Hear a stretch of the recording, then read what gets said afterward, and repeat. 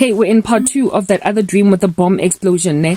I went and I told this one girl that was around me that your little sister died. Like, her whole body flew all over the show. She was disembodied by that explosion.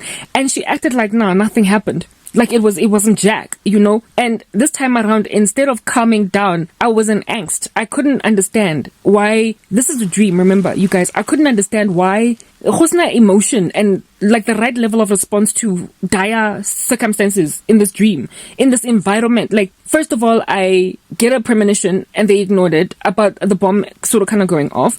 The bomb does go off, but it's a spark, and then they're like, see, it's nothing, and then I accept it. And then next thing, it goes off, and they're like, whatever, it's still cool, even though it's near the car, right? And then they think that it's not gonna come to them, and only at the stage when the flames, or the fire, or the mushroom cloud, or the nuclear, basically, flames were coming towards where we were at, only then did they feel the need to go down and take cover themselves and shelter.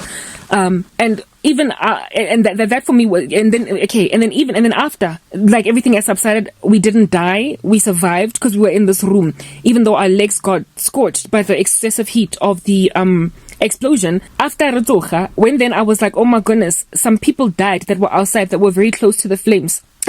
When the car exploded, when I told people, basically the bearer of bad news, letting them know that your loved one has passed away, their reaction for me also was like, no, so like, what in the world? You should be sad, you should be bereft, you should be grieved that your sister died. And it was only at the stage in the dream when it started to just kind of catch up with me. You know, I had a conscience. I was like, why isn't anybody in this ecosystem mindful or careful of really dire situations? Like, they just carried on as normal. And then at the stage, remember I told you, the explosive in the vehicle was not just any regular detonant. It was a nuclear explosive, meaning after it goes off, now there is the problem of radiation. So if you don't get killed by the fire, by the bomb, you're then gonna get like radioactive stuff that's gonna make you like mutate your body cells, and you're gonna basically burn from the inside out.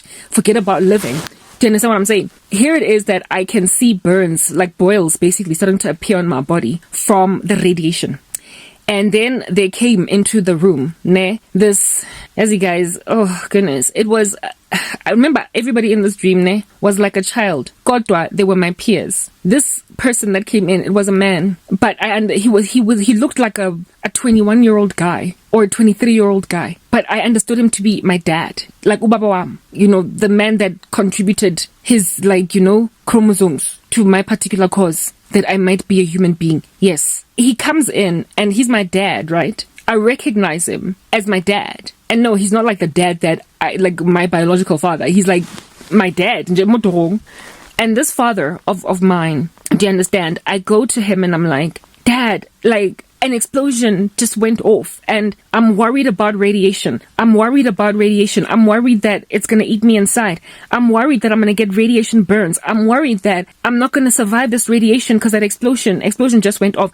And as I'm busy telling my dad, you know, Dad, this, he's just ignoring. He's like acknowledging that I'm talking to him on some hi daughter, what's up? But then when I tell him about the radiation, the bomb that's gone off, and that I might actually die because hello, radiation poisoning, he's just like, again, like everybody else, was very cavalier. He did not care that everybody in that room, including his daughter, had a problem with radiation now that an explosion had gone off. And it left me very sad in the dream, sad that no one is appropriately responding to the dire circumstance. I was bereaved by the death of everyone that died from that bomb. And also I was saddened by the fact that I was the only one mourning their deaths.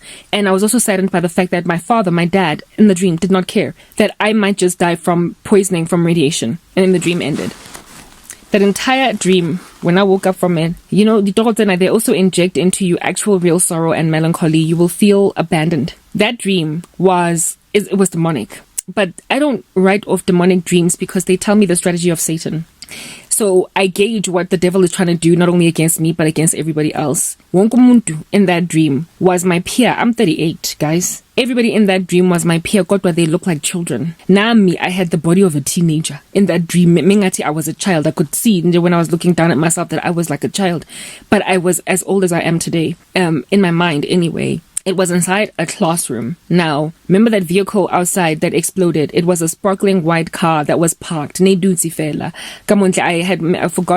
to mention that it was sitting there, and I had a thorough understanding that it was just sitting there. Almost like iMovie, even though it could move. And it was the only bright thing in this very dark, ominous environment.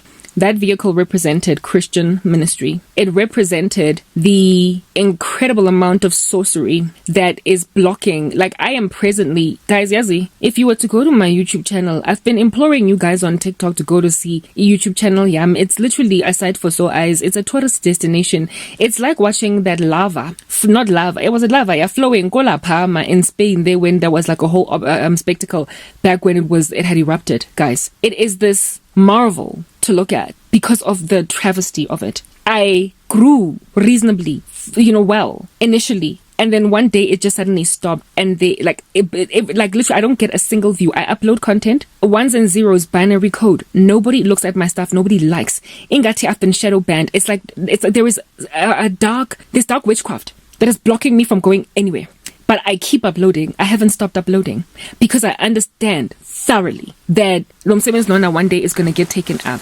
I just am not sure whether or not I'm still going to be here when it does eventually get taken up. You know how the albums that the celebrity that pass away sometimes sell like hotcakes because they died.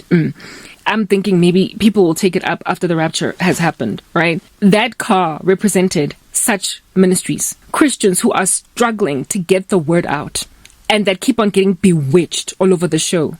And they keep on sending sorcery to their ministries until their cars explode. And the Lord showed me that finally that sparkling, beautiful white car that was outside, that was there, was supposed to basically deliver the good news. It finally exploded, meaning they finally prospered to silence Christian ministry. And it is at that stage when they finally prosper to silence Christian ministry, when everybody around that environment is going to start to die. And they are going to think it's a small thing because they're at a distance from that ministry. But the explosion or the detonation of that ministry is going to expand so far out that it will be nuclear in nature, such that nobody is going to be safe. And even those that survive afterwards, they are going to capitulate to radiation poisoning. And the person that led them in this darkness will not care that people have died and will not care that they're suffering from radiation poisoning. The dad in my dream was not my father in heaven who cares for every last one of my needs. But in that dream, because it was me that was represented by whoever was in that body, I woke up literally realizing that Satan wants me to second guess the father's love for me. But that man, because it was a demonic dream, I automatically then reinterpreted it to mean that is the father of lies. That is the father of the lost, of the reprobate. And who I was in the dream was a lukewarm Christian because I wanted what was right. But as soon as the world influenced me, I just defaulted back again to darkness or to accepting the status quo until it became uncomfortable for me. And the dream ended with me very sad. That was like the devil. Satan is the one that doesn't care the ramifications of you afflicting a gospel servant. The devil is the one that does not care what happens to your soul when you die. And the devil and his servants are the ones that don't care to sacrifice sisters, brothers. And that's why that chick in my dream, when I told her sister had passed away, she could not care less. The Lord was showing me occult activity and what they're doing to Christians. And he's showing me that on the day they finally prosper to smother Christian ministry, that's the day when everybody starts to die, tipping like dominoes. That was my next dream. We're going home. Let's move on to the next one.